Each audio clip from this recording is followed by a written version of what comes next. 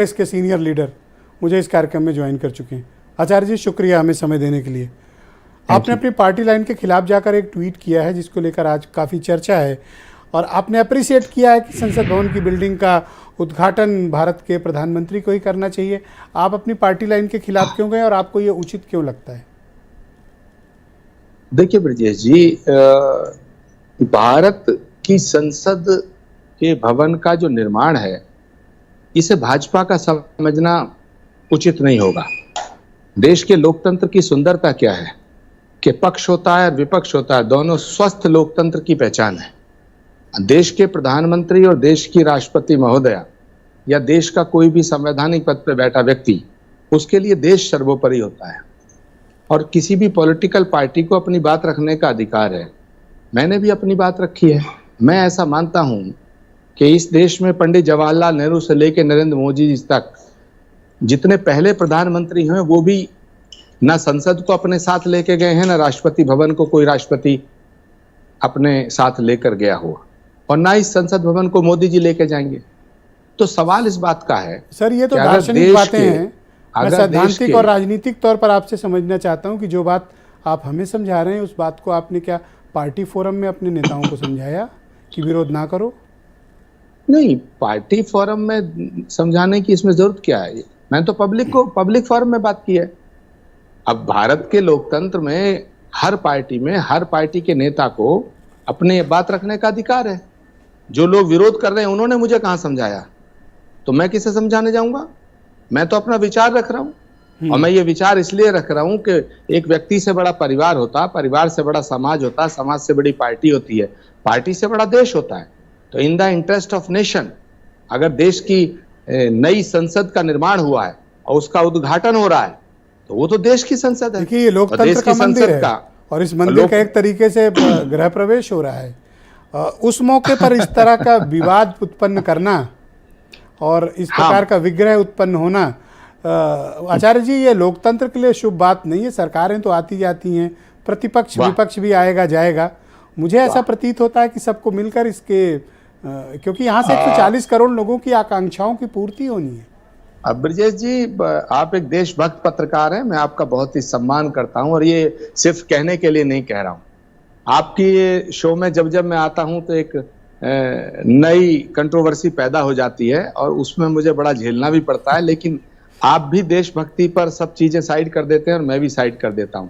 मैं आपसे सहमत हूं कि हमारी परंपरा, हमारी संस्कृति, हमारी सभ्यता और हमारी रवायत, हमारे ट्रेडिशन ये हैं कि दुश्मन के घर का भी अगर गृह प्रवेश होता तो हम उसे बधाई देते हैं। ये तो देश का घर है, ये तो देश का मंदिर है। लोकतंत्र का सबसे बड़ा मंदिर संसद है। अगर संसद भवन के निर्माण के उद्घाटन समारोह का बायकॉट किया जा रहा है, तो क्या जितने 2024 में सांसद चुन के आएंगे वो कहां जाएंगे? मुझे ऐसा क्यों प्रतीत हो रहा है कि आप उपेक्षा किए जाने की वजह से आजकल बागी हो गए हैं? अपनी बात को रखना कोई बागी होना थोड़ा ही है। और फिर कांग्रेस पार्टी में तो आंतरिक लोकतंत्र है, इसीलिए तो मैं बोल रहा हूं, मुझे अपनी बात कहने का अधिकार है। अक्सर मैं देखता हूं आजकल आप हेलीकॉप्टर शॉट लगा रहे हो, ये जोखिम भरा भी हो सकता है और आपका विकेट भी गिर सकता है।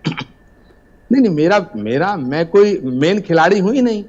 मैं तो अभी इंतजार कर रहा हूं कि मेन पिच पे मुझे कब उतारा जाएगा, लेकिन उसका मुझे कोई फिक्र नहीं है। ध्यानाकर्षण के लिए भी तो आप इस तरह के बयान दे सकते हैं। नहीं, ये मुझ पे इल्जाम लगाना मेरे स्तर को नीचे गिराना होगा। मैं अपनी बात को बेबाकी से रखता हूं, ईश्वर को साक्षी रख के रखता हूं, और ये बात आप समझते हैं। हम इसका बैठकर समाधान क्यों नहीं निकाल सकते हैं? जैसे ऑल पार्टी मीटिंग, जैसे बुद्धिजीवी वर्ग बैठे और इस विग्रह को खत्म करें। संडे तक का टाइम है, हम ऐसा कर सकते हैं। देखिए ब्रजेश जी, मैं अपनी पार्टी के सभी नेताओं से और विपक्ष के सभी नेताओं से निवेदन करना चाहता हूं कि वो अपने फैसले पर पुनर्विचार करें। ये देश का भवन है, और देश के भवन का उद्घाटन अगर देश का प्रधानमंत्री कर रहा है तो कौन सी बात गलत है? कौन सी गलत बात है? और अगर राष्ट्रपति कर दे तो इसमें क्या गलत है आचार्य जी? बहुत अच्छा है। मैं विपक्ष की इस मांग का समर्थन करता हूं कि देश के इस लोकतंत्र के मंदिर का उद्घाटन भारत की आदरणीय राष्ट्रपति महोदया को करना चाहिए। आप दोनों छोर से क्यों खेलना चाहते हैं आचार्य जी? लेकिन ये फैसला तो राष्ट्रपति महोदया का और प्रधानमंत्री का है। आप दोनों छोर से क्यों खेलना चाहते हैं? नहीं, लेकिन राष्ट्रपति महोदया भारत की हैं, तो प्रधानमंत्री क्या विदेश के हैं? भारत के भवन का उद्घाटन, संसद भवन का उद्घाटन भारत का प्रधानमंत्री तो कर रहा है, इसमें क्या प्रॉब्लम है? पर वो कह रहे हैं कि चूंकि संसद भवन है और संवैधानिक प्रमुख राष्ट्रपति हैं, उन्हें बुलाइए। नहीं, ये सब नहीं। तो क्या आपको लगता है कि ये बीजेपी को घेरने के लिए विपक्ष राजनीति कर रहा है और ये एक बहुत ही शुभ अवसर पर इस तरह का विग्रह? नहीं, मुझे लगता है ये बीजेपी को घेरना नहीं है, ये खुद सेल्फ गोल करना है।